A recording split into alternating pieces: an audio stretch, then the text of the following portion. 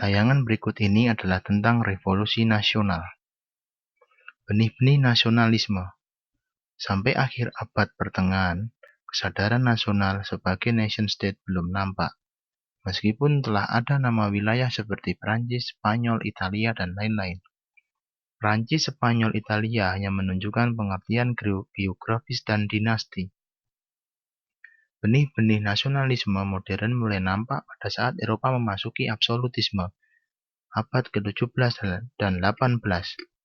Nasionalisme muncul ketika revolusi Prancis yang diikuti munculnya Napoleon sebagai penguasa Eropa. Ciri-ciri negara nasional: memiliki keinsafan dan persetujuan dari warga negara dan siap mempertahankan negaranya dengan sekuat tenaganya. Setiap warga negara mempunyai hak dan kewajiban yang sama. Dasar dan tujuan negara nasional adalah terbentuknya kepentingan dan kemakmuran bersama. Semua warga negara mempunyai hak hidup di bawah hukum dan keadilan yang sama. Pembentukan bangsa.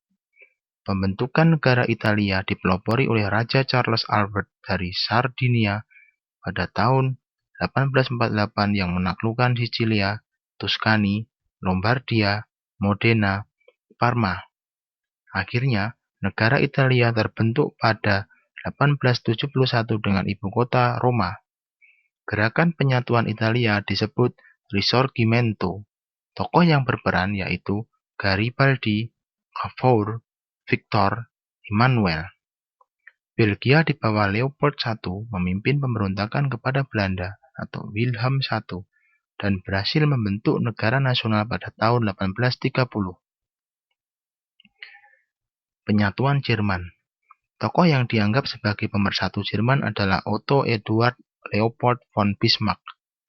Bismarck lahir pada tanggal 1 April 1815 di Schönhausen, barat laut Berlin, dan wafat pada tanggal 30 Juli 1898 di Friedrichsruh, dekat Hamburg.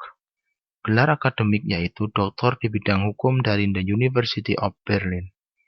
Ayahnya yaitu Karl Wilhelm Ferdinand von Bismarck, tuan tanah dan mantan perwira militer Prusia. Ibunya yaitu Wilhelmina Louise Mencken. Awal karir politik Bismarck. Menikah dengan Johanna von Puttkamer pada tanggal 28 Juli 1847. Pada 1849, terpilih menjadi anggota Parlemen Prusia, Vereinigter Landtag. 1851 dipilih menjadi wakil Prusia pada Dewan Konfederasi Jerman di Frankfurt. Pada 1858, menjadi duta besar di Rusia. 1862 menjadi duta besar di Prancis. Prime Minister of Prussia. Pada 1862, Prusia mengalami krisis politik. Krisis disebabkan oleh penolakan DPR terhadap tambahan anggaran pertahanan.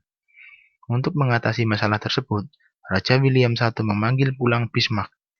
Tanggal 23 September 1862, Bismarck diangkat menjadi Perdana Menteri dan Menteri Luar Negeri Prusia. Konflik dengan parlemen menyebabkan parlemen meminta agar Bismarck dipecat, tetapi raja tetap mendukung Bismarck. Question of Schleswig-Holstein. Bismarck menggunakan kemampuan diplomasi dan militer dalam mewujudkan cita-citanya, yaitu penyatuan Jerman. Bismarck mengajak Austria untuk menyerang Schleswig dan Holstein yang saat itu dikuasai Denmark. Untuk menyelesaikan masalah tersebut, diadakan Konvensi Gastein pada 20 Agustus 1865. Dalam konvensi tersebut, dinyatakan Prusia atau Jerman memperoleh Schleswig dan Austria memperoleh Holstein. Austro-Prusia War. Parlemen atau disebut dengan Diet Austria menolak isi Konvensi Gastein dan meminta Schleswig dan Holstein. Bismarck memanfaatkan kesempatan itu dengan menyerang Holstein. Alasan Bismarck, Austria mengingkari Konvensi Gastein. Anggota Konfederasi Jerman, Hannover, Hessen-Kassel, Bavaria, Württemberg mendukung Austria. Prusia menjalin aliansi dengan Italia yang menginginkan wilayah Venetia. 14 Juni 1866, Austria mengumumkan perang melawan Prusia. Perang berlangsung selama 7 minggu. Strategi jitu Count Helmut von Moltke berhasil mengalahkan pasukan Austria. Pertempuran terakhir di Königsberg, Austria menyerah. 23 Agustus 1866 ditandatangani Peace of Prague. Perang ini disebut dengan Perang 7 Minggu. Isi Peace of Prague, Konfederasi Jerman dibubarkan. Prusia memperoleh kekuasaan atas wilayah Schleswig, Holstein, Frankfurt, Hanover, Hesse-Kassel, dan Nassau. Austria menyerahkan Venetia kepada Italia.